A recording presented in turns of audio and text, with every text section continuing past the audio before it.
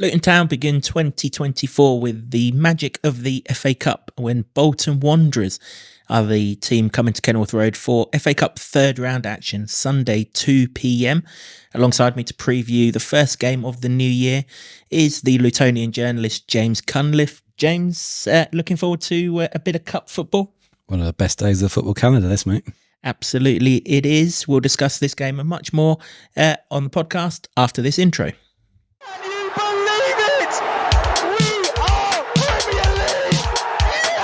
I love this town. I love this town. I love this town. You know what I love about this town is actually you. Everyone in it has got these massive souls. We're Luton people, and that's what we care about.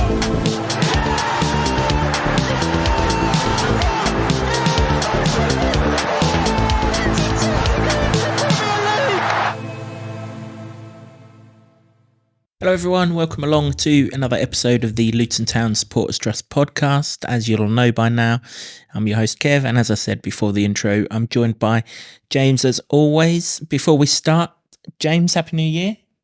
Happy New Year to you, mate. Happy New Year to Luton fans all around the world, particularly those who watch or listen to this. And if you don't, you won't know that I'm wishing you Happy New Year anyway. So that's your loss and not ours. Before we get stuck into this game, James, some breaking news hit earlier on, and very welcome breaking news it was too. Andros Townsend has signed a new deal. He pretty much alluded to the fact that he was signing that deal when you spoke to him after the Chelsea game on Saturday. And we've got confirmation of it.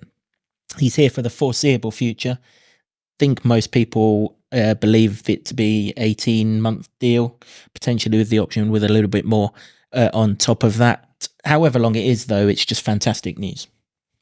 It's massive, yeah. A great way to start 2024. We knew it was coming.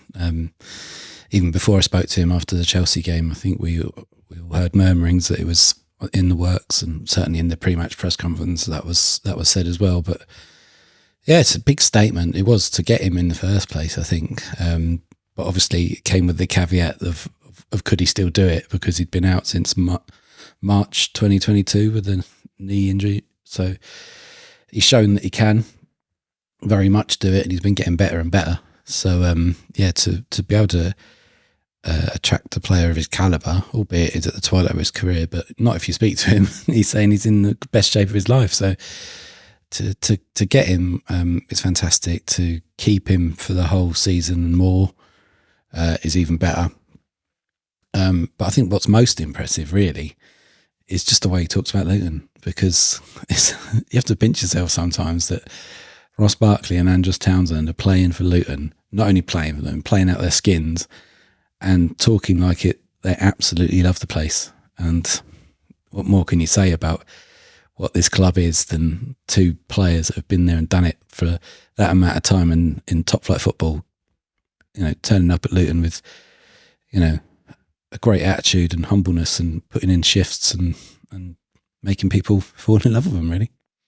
Absolutely that, yeah. I mean, he's always said he hasn't got a point to prove to the outside world, just to within himself that he can still do it.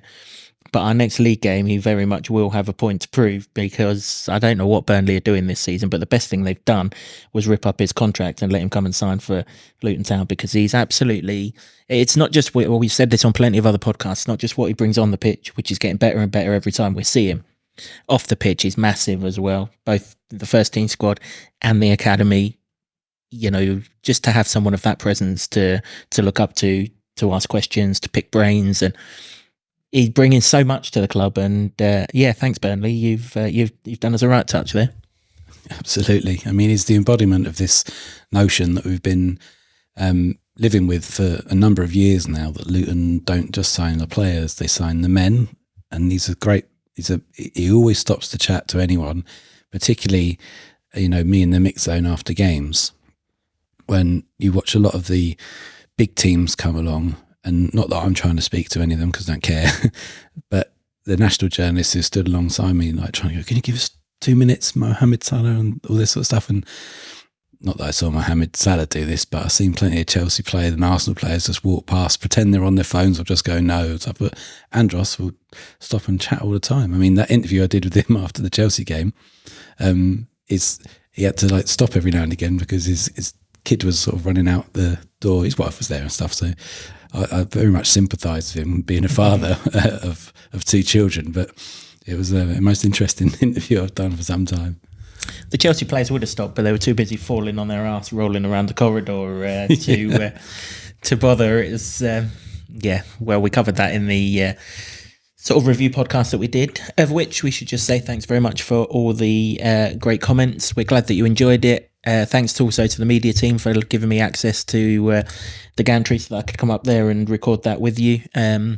Shame the lights went out at the last minute of it. They did. That was the one thing. You plan everything in this world, but you can't plan for a little bit of lighting, can you? And but no, we're glad that you enjoyed it, and we will try and do many more of those over the course of 2024, particularly when big games come along. Can't guarantee that it will be at every game, just purely because of the way that schedule works and everything, but we'll do as much of that sort of thing as we can going forward. Right, FA Cup. First of all, James, before we get stuck into this game as a whole, what's the FA Cup mean to Luton this season? Obviously, we're trying to fight a survival battle in the Premier League, but is it one that you just want in and out ASAP, or can we use this as a little bit of momentum? I mean, I'm thinking, sort of Johnston Paint Trophy sort of thing at the time where we were fighting a relegation battle 15 years ago. It did us no harm then. So is it something that can build confidence and momentum, or is it something we just want out of to concentrate on the league? I hope it's the former, really. Maybe it's because I'm a fan, football person of a certain vintage, but the FA Cup means a hell of a lot to me. And I think I worry that you might see younger fans sort of not that bothered by it now they're in the Premier League and stuff like that. And I think that'd be such a shame because,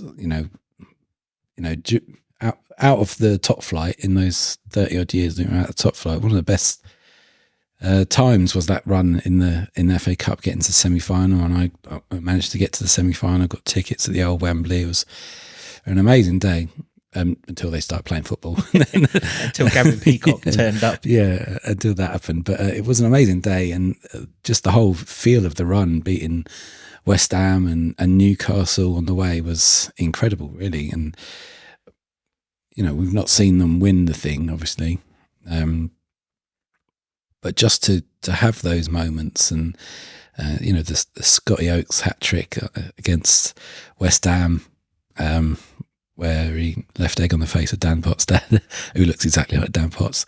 It's the sort of stuff that sticks with you forever, and it does for me. As sort of they're some of my most formative memories of football. So.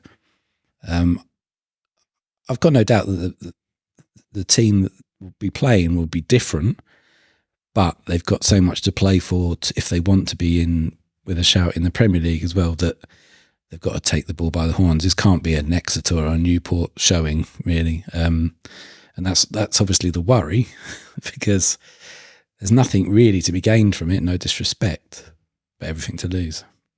Yeah, there is. Yeah, I echo your thoughts on the FA Cup. I love the FA Cup. Always loved the FA Cup. Some of my greatest Luton memories are in the FA Cup. We might have lost the game, but that 5-3 night against Liverpool. I mean, when we went 3-1 up, the old girl was absolutely shaking. That night. Obviously, Liverpool have been here since and kept the club alive, really, basically, with that draw. And obviously, 2 seasons ago, Chelsea in another, not the third round, but another humdinger of a game of football. You do generally get them in the FA Cup, and you still you kind of have the kind of games where the shackles are off, aren't they? And everyone has a little go, because unless you're a real small club.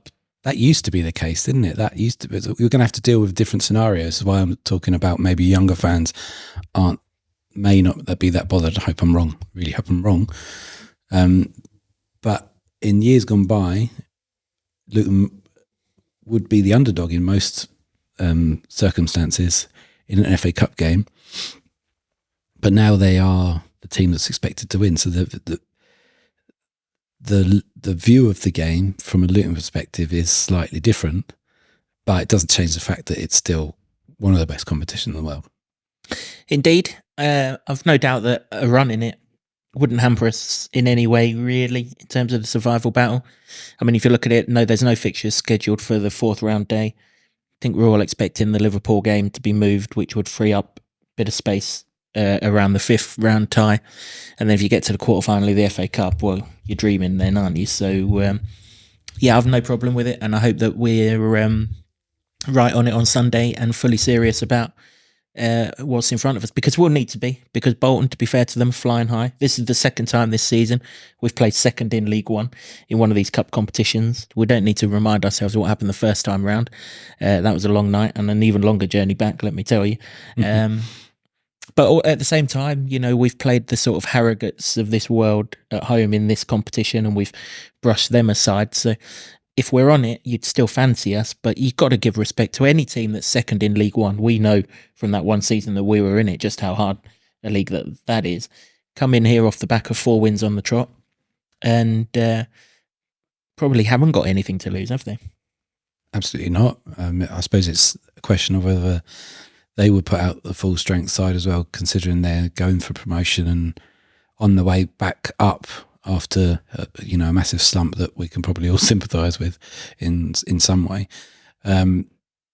It's whether they go all guns blazing at Luton, but even so, they're in a club that's in a team that's used to winning and is scoring a fair amount of goals, picking up all the points in a league that's relentless. Let's face it. So yeah, it's going to be a tough one. I think either way. You'd always talk about it on paper that Luton have the players, whatever side they put out, whether it's the team, for instance, that played Chelsea in the last game, or the majority of the players that started on the bench, maybe it gets switched around. They should have enough, but that's the cup, innit? That's the magic of it, and they'll come with absolutely no fear and no shackles at all. They'll come and play with freedom, and it's whether Luton can manage it professionally, I guess. It is, yep. When the draw was made, I think everyone was looking at it as a Carlos Mendes-Gomes coming back. Obviously, we still got memories of that Newport strike last season and everything else. He won't be back, though. He is off to the Africa Cup of Nations with Guinea-Bissau, which is news to me because I was convinced he was Spanish. That's what I thought, yeah. Going in, and I don't think Spain are in Africa, but No, he's a Spanish national, isn't it? But he was born in Africa. I just didn't know it was Guinea-Bissau. No, well, it is, and they're in action on the opening night of the Africa Cup of Nations, so they've already taken him away. So there won't be no sort of reunion with Mendes-Gomes. However, there is one familiar face in this Bolton side. Whether he starts or not, I suspect that will basically be determined by how seriously they're taking the game, and that is, of course, Cameron Jerome. He's been on the bench for them most of this season, as he was for us, obviously. But if they do make changes, the sentimental one would be to put him in up front. Yeah, he was a consummate professional, and one of those players that you're talking about. It's to different levels, obviously, but you're talking about Andros being a player that can impart advice on the younger players, and he was one of those in that season and a bit that he was there. And he always spoke very glowingly of Luton, and he did put in a shift, really. I mean, he didn't get the goals. He was never prolific anywhere there, was he? So, it'd be nice to see him. It'd probably be more preferable if they did play, no disrespect, Cameron Jerome, than if they did play Charles, who's their top goal scorer. But he will provide a lot more of a physical presence, you would imagine, because he can mix it. He will do, yeah. Absolutely. We will discuss who might match up with that physical presence in the Luton side shortly. But you're right, just on Dion Charles, Northern Ireland international, scores goals for fun. I mean, Bolton were in the playoffs last season, weren't they? Largely down to his goal scoring. They lost to our feeder club, Barnsley, in the semi-final of the playoffs. Again, no real disrespect. And that was their first season in the division, having got promoted out of League Two the season before. So, if he plays, Charles, he's definitely a threat. I think he's got 13 goals in League One. Top scorer's only got 15, Alfie May. So he's only 2 off of the best striker in League One. So that immediately tells you that he's dangerous. But anyone who plays international football kind of will carry that sort of extra confidence into a game with them. Yeah, you'd think so. I mean, they score he scored a lot of goals. I mean, they've thumped Exeter. Was it 8? They've done Exeter by 7 goals. Which is not the greatest form guide in the world when Exeter have already beaten us this season. But so be it. In the Johnston Paint Trophy, Man United's under 21s, who can't be much worse than the first team, surely, at the moment. They've been done for 8 by this Bolton side as well. So, when they start scoring, they come pretty regularly, it looks like. Yeah, well, huge respect to Bolton for putting that many goals past Man United and exposing that Mickey Mouse trophy and what they've done to it as the sham it is, for letting those youth sides in for no actual benefit from what I can see. That's what you got to do, separate the men from the boys, and fair play Bolton Wanderers on that front. But, scoring 7 against Exeter is no mean feat, whatever division you're in. So, yeah, they're going to come with goal threat. It's just that, it's just depends what defence they come up against, doesn't it? But at the same time, I'm not that concerned about defensive changes at any stage of the season. Wasn't last season, wasn't this season, because whoever comes in steps up. So they're going to have a tough time of it, hopefully. Yep. So we'll respect Bolton. We'll only really know how strong they are and how serious they are when the team sheets are in. But right now you have to take them seriously. They are second best team in League One, ahead of quite a few good teams in League One. They're ahead of Barnsley at the moment, and they look a pretty good team. And obviously they've got John McAtee doing good things for them on loan from us. They're only slightly behind Portsmouth. So, full of respect for them. Let's put ourselves in Rob Edwards' shoes then, James. Let's try and guess his team. It's not necessarily the easiest thing to do these days, that's for sure. Start right at the very back. Think we can safely say that we're not going to be seeing Thomas Kaminski on Sunday. Don't think Shazy's forced his way ahead of Tim Krul, even though he was on the bench alongside him at Sheffield United. I think we're all expecting Tim Krul to start the game between the sticks. Would that be fair? Yeah, I think it's got to be. I mean, he played in the League Cup game, and arguably would have been expecting to have a longer run in that particular competition. So, yeah, I think that's virtually a nailed-on selection there. So that's the goalkeeper sorted out. Now it gets a little bit trickier, doesn't it? I don't see us changing formation. So we'll, 3 centre-halves. I think we're pretty much sold on Mads Andersen being one of the 3. That would make absolute perfect sense. Amari Bell never seems to be rested. I mean, even when he come back from Jamaica duty and they said, we got to manage him, he still played every game. So it would figure that he may be the left side of them, unless Dan Potts is fit. It would be an ideal chance to get Dan Potts in. And of course, as always, we're recording this before Rob's press conference on the Friday so we can get this out to you.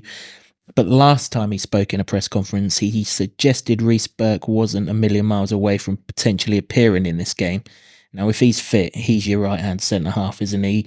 No disrespect to Ted Mengi, who, as we've spoken about, absolute Rolls-Royce of a defender, but we need Reece Burke for the remainder of the season, particularly in light of there being no Tom. This is an ideal game to get some minutes into him.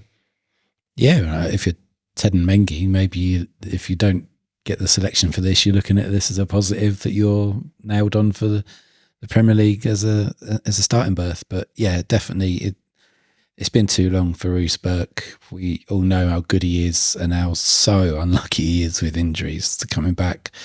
So it would be good to see him, whether he starts or comes on as a sub. I mean, it's a long time he's been out, isn't it? So I think was it October that he got injured? Correct me if I'm wrong. Apologies if I got that wrong, but it just does seem a very long time that he's been out with a hamstring, wasn't it? When there was a spate of hamstring injuries, and so hopefully he does play a part. I'd almost like to see. You say you don't see a formation change.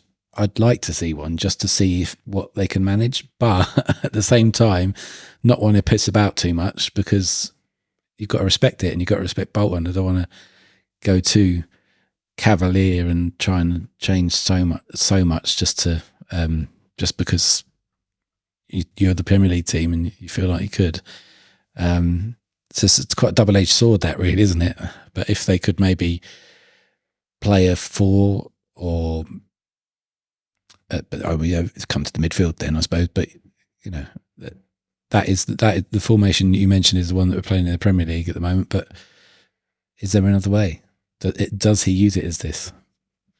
I mean, he could do, couldn't he? He didn't at Exeter, which would make you think that he's not going to do it here. That Exeter game would have been an ideal one, wouldn't it? Around a time where we were playing teams around us that maybe weren't as threatening as the Arsenal's, Man City's, Chelsea's, Newcastle run of this world.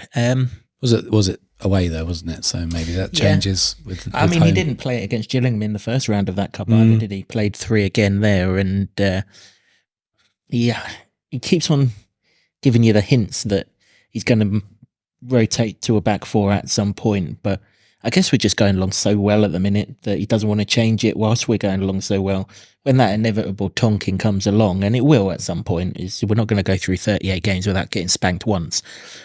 Then maybe he's got the it didn't work, we can change it sort of thing. But it just doesn't feel like it will change just yet to me. So I would go 3 centre halves, and I'm kind of, if Burke's fit, I'm kind of expecting it to be from the start Bell, Anderson, Burke, and then, like you say, a Mengi or a Potts or someone coming on at half time, maybe, if Burke can only do 45 minutes. Yeah, I think it's probably, judging by what he was saying in the pre-Chelsea presser, it might be a bit too soon for Dan Potts. I know he's out on the grass, but although you never know, he might be fit enough to be on the bench and get 10, 15, see how that goes. I mean, any minutes for him is going to be a massive bonus because he's not played at all this whole season. And just keeps having setbacks, which is a shame because had the last season's where he just seemed injury free for such a long period, and he played really well, and he seemed to find his place at left centre back and got a few goals as well. Can you imagine him having a crack at some of those Alfie Doughty crosses this season and set pieces? That would he'd relish that, but he's probably way down the pecking order at the moment, isn't he? For when he comes back for the Premier League, some a cup run would, if he's fit, would do him the world of good. So, but like I say, I mean, any of those players in the back line would do for me because I think they all turn up and they all put a shift in. And certainly Mads Anderson, and the 2 games he's come off the bench has been magnificent in the air, just to steady the ship, really. Yep, wouldn't disagree with that. You mentioned Alfie Doughty's crosses there. Are we going to see Alfie Doughty on Sunday? Obviously, I mean, if Amari Bell plays centre half, you're running a little bit short of left wingers, but Ryan Giles would be the obvious one to maybe go in there. I guess if we do see Alfie Doughty on Sunday, we're going to see him on the right side of the defence because obviously Issa Kabore has already joined up with Burkina Faso. Yeah, I think this game is tailor-made to get some minutes and some confidence into Ryan Giles, isn't it? I think it's got to be, because he just hasn't had that much football really, and when he's come on, he's done a decent enough job, but not really the sort of forward productivity that we were expecting, really. So perhaps he gets his opportunity here because from the formation that they last put out, which is what the Sky Sports were saying, there may be some opportunities down the wings because they play sort of 3-1-4-2. That was it, yeah. So if you can counter quickly, there might be some space in behind on those wings, and that might be a good opportunity for him. So I think he's got to play. Whether Doughty plays or not is a different one. I would imagine he would, but then I don't want to really see him playing on that side if Issa has an extended run in the AFCON. Well, that is the thing, isn't it? I mean, Issa Kabore could legitimately be away until Sheffield United at home now, and that's 3 Premier League games that we're going to have to cover him. Doesn't have to be Doughty down that side, though, does it? We've seen Jacob Brown there at Brentford for the second half. We've seen Gio Ogbeni for the second half against Chelsea last week. Jordan Clark's played right wing back for Luton in the past as well. And, of course, Reece Burke's played right back this season as well. So there's no... I mean, if Burke is in the side, he may get in there. I suspect Doughty needs a rest, doesn't he? But it's just who would play that right side in his absence, and yeah, it would be interesting there. I mean, does he play a forward there? I mean, if Bolton aren't all out attack, which against Premier League team maybe they won't be, maybe there is the room to play an attacking option there as of a Chio or Benny sort. Well, that would be a great option. Whoever you're playing to get Chio playing, obviously he's had to bide his time for a little bit after he had that little injury after the international break. To get him on the pitch and to get him on anyone, it's going to be a fantastic sight, because he had Trent Alexander-Arnold on toast when Liverpool came here. So, you know, you've got to be looking at playing anyone in lower leagues. He was doing that for Rotherham as well, don't forget, in the Championship. So then no one's going to like that whatsoever. And if you imagine Luton have more of the ball, which would be a sensible bet, considering for probably the first time ever in the Premier League they had the most possession against Chelsea, just shaded it, then which shows a bit of evolution as well. Mind you, it's probably a conversation for another day, but if they have more of the ball, then get Chio on it. Yeah, we did have a comment after one of the podcasts recently revolving around the strikers. We did see that comment. We're not ignoring it. We'll do a deep dive later in the month, and we're hoping to have someone from the club with us when we do that. So we'll get a bit more of a sort of internal look at it. So we'll get that conversation right out there then, rather than in one of these podcasts when we're kind of second guessing who exactly will be up front. Central midfield. The only thing about this game, right? Every game I've gone into this season, I've counted down the minutes to see Ross Barkley in action. I can't do that Sunday because, for the best will in the world, we're not seeing Ross Barkley against Bolton Wanderers from the start. I just don't believe we're going to do that. I think, it's perfect time to give him a rest, largely because Jordan Clark needs minutes, and Jordan Clark would be the ideal replacement for Ross Barkley. 100%. The fact that so difficult and hard for him that he got that injury in the last game of pre-season, that he's missed out on so much, because he was so influential in the Championship season. And ever since he's been at Luton, we've talked about him in such glowing terms, because he is a top bloke, but a wonderful footballer who just keeps improving. And formerly the greatest free signing of all time until Ross Barkley came along. But he can quite happily fill the second role there. I really want to see him come back out and play and get some minutes and get some confidence, because you never know, particularly in this month that we're in with Nakamba, who's probably not going to be playing. I read somewhere where I was seeing it, somebody said that they had a meniscus injury and it took them sort of 6 to 8 weeks to get back. So we're not seeing him anytime soon. And that means Lukonga and probably Barkley are going to have to pull a lot of shifts, and you never know what could happen. Pelly, unfortunately, hasn't gone to the AFCON with DR Congo, which is a shame, because he's been at every international breaks this season, I think, hasn't he? Maybe their coach has seen that he's not been playing regularly recently and not gone in there. It's a shame for him, because that would have been a first for him. So I suppose you've got the reinforcements there if anything does go wrong, but they're completely different players, as we've seen before, Pelly and Clark. And Clark can play more of that number 10 role, and he's got a very good eye for a pass. Shame for Pelly that he's not going to the AFCON, of course, but probably not a shame for us, because Sambi Lukonga's going to get rested for this game as well, isn't he? He's played a lot of football since he come back. He's had to play a lot of football since he come back because of the injury to Marv, like you say. Again, maybe have him on the bench in case we need him for the last half an hour or something. But I think, me personally, I think the two central midfielders will be Clark and Pelly. I know there's a lot of people out there who will say, well, what about Luke Berry? I just think those two are more important to get minutes into in terms of what they could deliver in a Premier League campaign.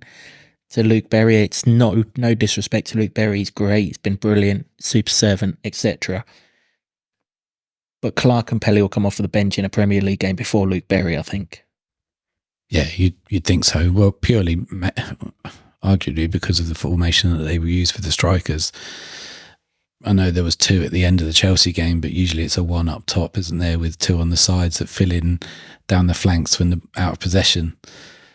It's not really geared towards Luke Berry, unfortunately. We haven't seen a lot of him, although he does carry a huge goal threat. It's a difficult one because the amount of crosses that go in the box and they ping around, and he's usually there in the right spot for the second ball if it does come along. But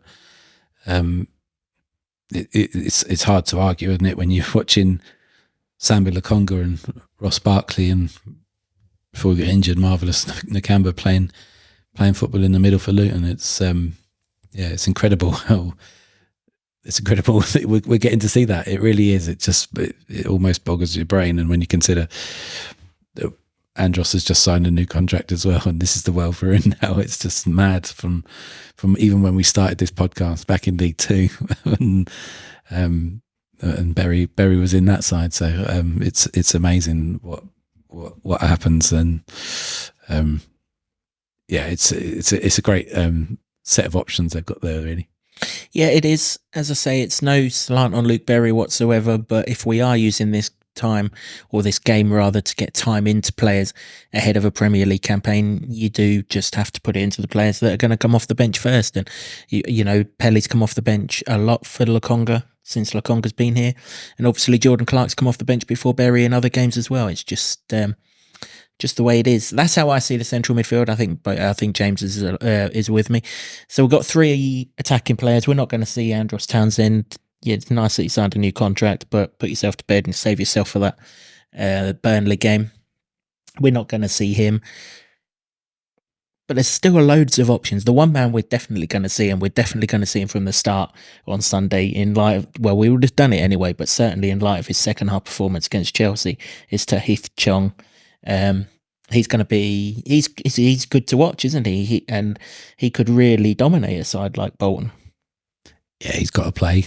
Based on the strength of his performance against Chelsea, he was outstanding. And if it wasn't for the fact that Ross Barkley had been outstanding for the entire game, then it'd easily been my man of the match. But things changed when him and Chio came onto the pitch in that game, and his direct running was frightened living daylights out of £100 million midfielders. So again, it is no disrespect to Bolton Wanderers, but you put him against anyone else, then you got to fancy your chances.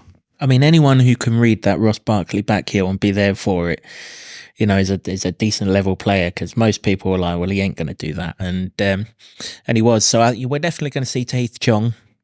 We're definitely going to see Carlton Morris, probably from the start. Whether that's for Elijah Adebayo or not, only time will tell. But then we've got others. We've got Jacob Brown, who probably needs a rest. We've got Cauley Woodrow, who would certainly need minutes. But like you just mentioned, we kind of play 2 wide of 1, and the wide roles wouldn't really suit him too much. If we're not playing Ogbeni at right wing back, we've certainly got a spot for him in the attacking 3.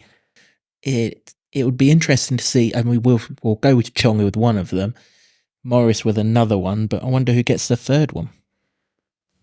Yeah, it is an interesting one. Or you potentially could, because he has filtered out wide a fair amount. Not that I'm in favour of it when he's playing striker, but you could have maybe Carlton Morris playing the wider role and get Woodrow in the centre, because that would benefit Woodrow more. Yeah, I wouldn't mind that, actually. To be fair, whether he's fit enough to start and play, you'd want at least a half out of him when he's only sort of come back into training last fortnight or so. But maybe it's all change at half time or something.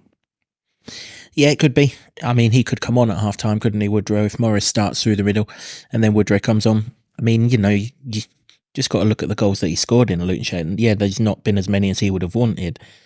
But the Norwich goal, the goal against Gillingham earlier on in the season, generally when the ball's at his feet, does end up in the back of the onion bag. So it'd be good to get some time into him, particularly as we're going into a spell in the Premier League where, okay, the 5 card suspension thing's gone, but we're getting into a physical sort of time, and suspensions can pick their way up quite easily. So if we could get Woodrow up to speed, that would be handy too. I would kind of see a front three of Chong, Morris, and probably, I mean, I think back to that Gillingham game, and I know Alfie Doughty wasn't in the side then, but he still played at the right wing back then, and I'd still be surprised if we don't do that and then play Chio further up. So I would think we're going to look at front three of Chong, Morris and Ogbenny. Obviously Clark and Pelly in the centre of the midfield, and then the back five as we've discussed. I'll be happy with that. I mean, I'll be happy with any side that they put out, because the players that come on or have come on so far largely put in a decent shift at best, at least. And then sometimes you get performances like he did from Chong against Chelsea, or Eli when he came on, when he was coming off the bench for those games after the Tottenham game at Forest in particular. Yeah. So I mean, I think that would be a very enticing front line, and a scary one, hopefully. Bolton are going to be, they'll have their tails up anyway. They're in good form. Why not? It's a free hit for them almost.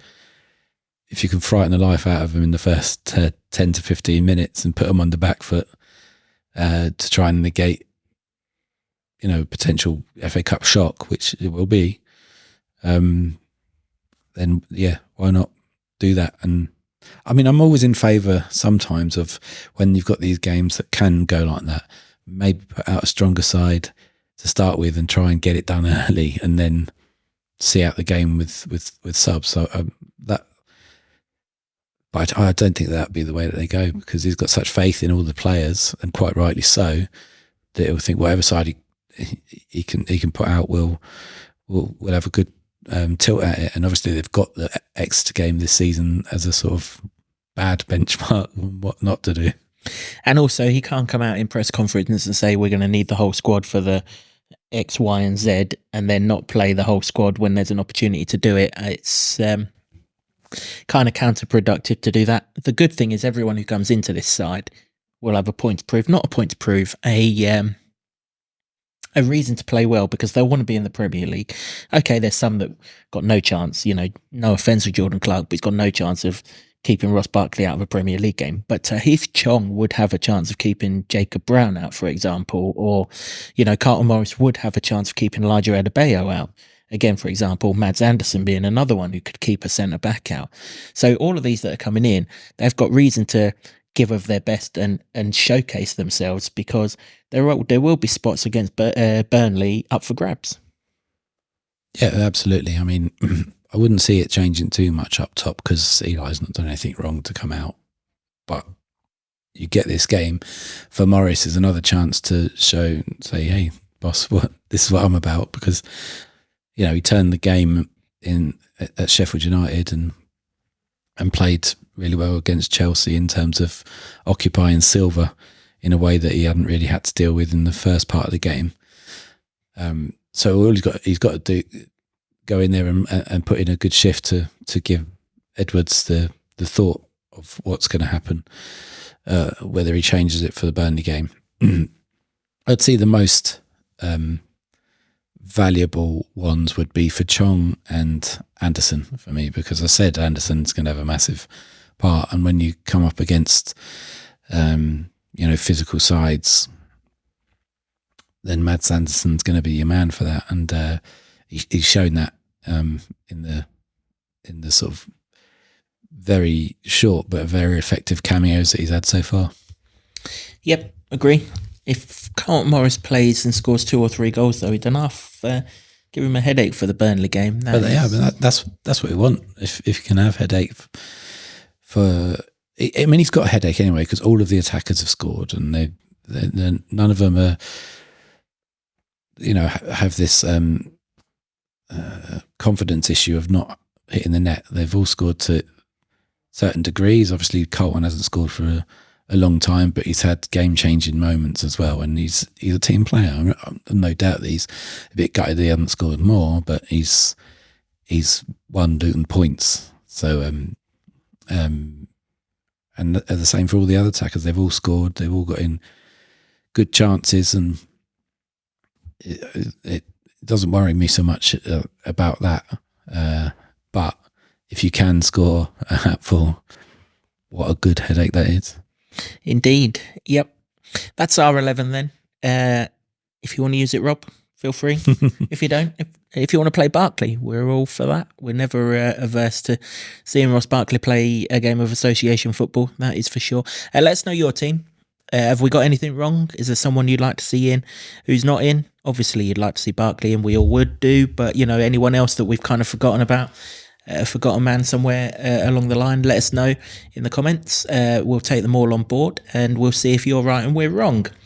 As always, we'll finish this podcast with a score prediction. I always let you go first, so I'll go first on this one, as it's a slightly different game. I do think the Town win this game. I kind of think that we're in a different place now to where we were in that Exeter game. We hadn't won a game, had we? Obviously, the first win was the following game. Confidence was a little bit low. It was a stop-start passage in that part of the season as well, wasn't it? Now we're in a nice groove. We're a much better side, and we're bringing much better players into the team, and I think we will have too much for Bolton. I think this game will be quite high scoring, actually. They seem to want to score a few goals. We'll score a few goals. So we'll go with something in the region of 4-2, something like that. Great minds. That's what I was going to go for. It was to have to go something different. We haven't discussed this before. No. I didn't go first because I knew what James was going for. Hey, listen, you can go for 4-2 as well if you want. No, I fancy a high scoring game. I think they will come with confidence, and they might nick one. Hopefully they're two consolations and not the two that put the cat amongst the pigeons. But like you, I think that Luton will be too strong. They've got too much to prove. They've been playing too well at such a high standard and such a high intensity that I think that if they were really struggling, if they were in Sheffield United's position, I wouldn't be so confident. But I think, I think there's goals here. But Luton don't keep many clean sheets this season, so I'm going to give Bolton a couple. Oh yeah, exactly that. And obviously, as we've alluded to, Bolton do score goals. So yeah, we kind of see goals in this one. Hopefully it results in a Luton win, though, because 5 Premier League teams are guaranteed to go out of this stage of competition. There's 5 all Premier League ties. I'm not going to recite all of them purely because I can't remember them all. But obviously Arsenal against Liverpool is one. So that's one of the so-called big 4 out of the way. Tottenham, Burnley being another one. You'd think Burnley will go out there. But that's a quarter of the league guaranteed to go. So if we do go through, and there'll be other shocks, won't there? Sunderland against Newcastle. I don't know if that would be a shock if Sunderland win, but you could see it happening. All of a sudden, we get to Monday night when the draw is, or whenever it is the draw, and you're looking at it and you're like, Christ, 7 or 8 Premier League teams have gone here. You're one of 12 or 13 Premier League teams left. You're almost obliged to give the competition a good crack then. Yeah, exactly. I mean, if you can get to a semi-final at Wembley, and we've had a great time at Wembley, not this year anymore, but in very, very recent memory, wouldn't mind another trip back whatsoever. It'd be great. Don't want no penalties there, though. No, had enough of that. Yeah, to last us a lifetime. Yeah, none of that whatsoever. But yeah, I mean, this is the world we are in now. Luton are a Premier League team. There's probably not many games to sort of get excited about in terms of a shock.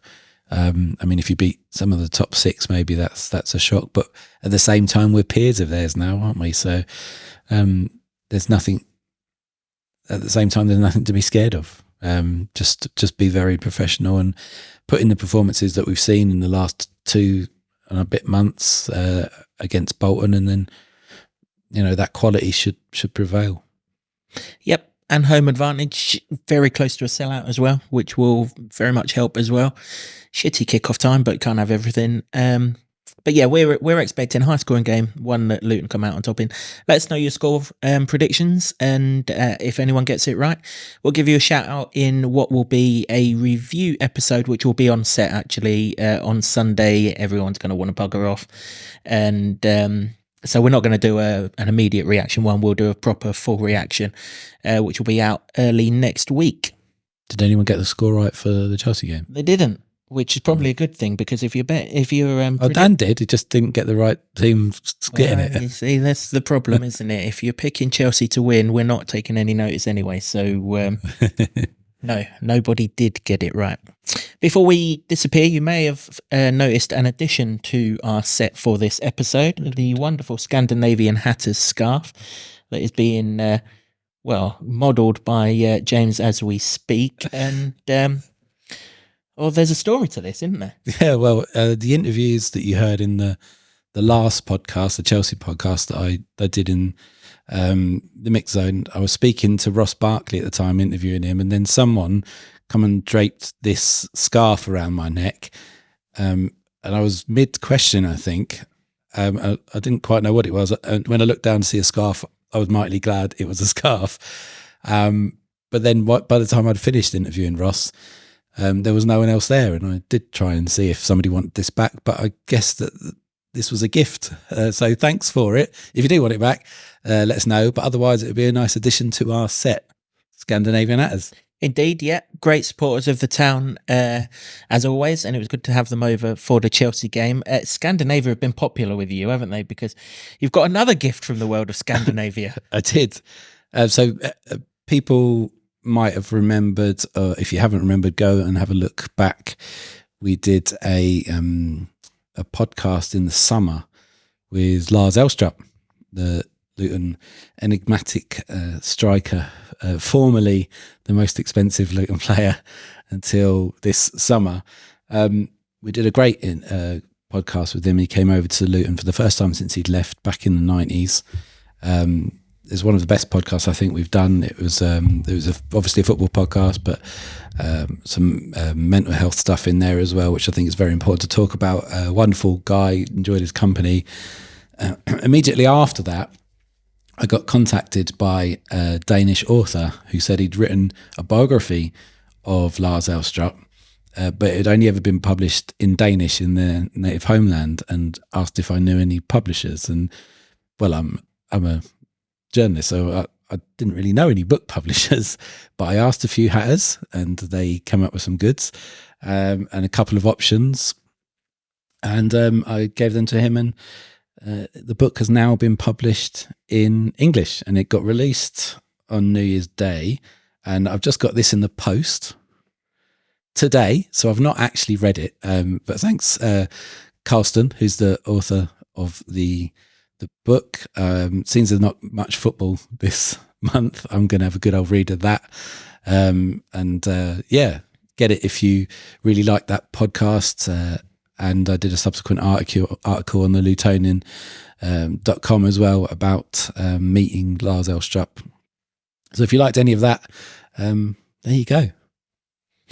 Yeah, indeed. Do look at that podcast. It was one of the more surreal, strange, but fascinating things that both myself and James have ever done, actually, not just on this podcast, but in our lives. He's a unique human being, but yeah, it raises a smile in me every time I go to Gypsy Lane Retail Park, because we met Lars Elstrup and Mick Harford outside the Starbucks at Gypsy Lane Retail Park in Luton, just across from the Brace, where Luton train, and had a cup of tea before going off to do a podcast.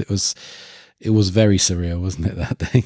It really was. And we walked away. We actually did the podcast at a hotel that Lars was staying at, and we walked away, didn't we? And we were like, couldn't really believe what we'd just been a part of. But it was, it was fascinating. It was fantastic, and it was something both of us will remember for a long, long time. And I'm sure the book will encapsulate Lars's life just as well as that podcast did. And it's a very, very interesting one at that. So yes, do if you are interested in that kind of thing, do grab a copy of this book.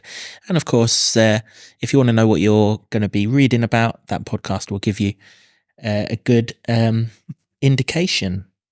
So yeah, thanks for those gifts. They are much appreciated. And if anyone else wants to send James a book to look at, he'll gladly read it and plug it. And I should say as well, the publisher that they went with is the same publisher that did Ricky Hill's biography, because Dunham from Adrian Durham from TalkSport wrote it for Ricky, but that's a cracking book as well. So have a read of that if you've got it. I've got that one at home and all. So, yeah. That should keep me busy when we've not got any games over the January period. Indeed. Yep. That is it for this episode of the podcast. Thanks very much for watching or listening, however it is that you've consumed this podcast. We've got a bit of a request though. We are closing in on 1,000 YouTube subscribers. We would love to hit 1,000 before the end of January, and when we do, we will do a big giveaway of pretty big prize that we've got lined up. So if you haven't already subscribed, please do so. You will find out exactly when all of our content drops. So it's not just a case of potentially being in line for giveaways and things like that. You would benefit from it too. It's a good one. As will we as well. So if you haven't subscribed, please do that. We would really appreciate it. It helps the podcast and the trust enormously.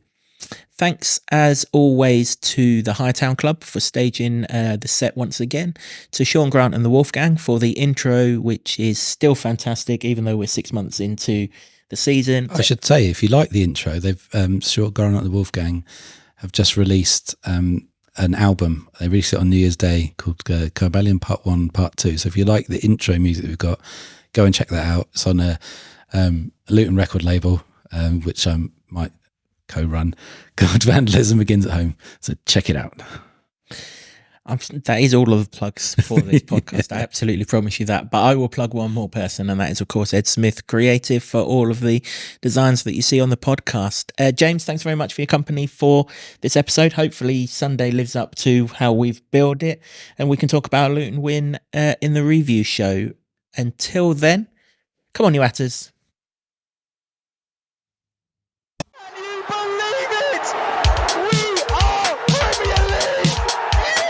I love this town. I love this town. I love this town. You know what I love about this town is actually you. Everyone in it has got these massive souls.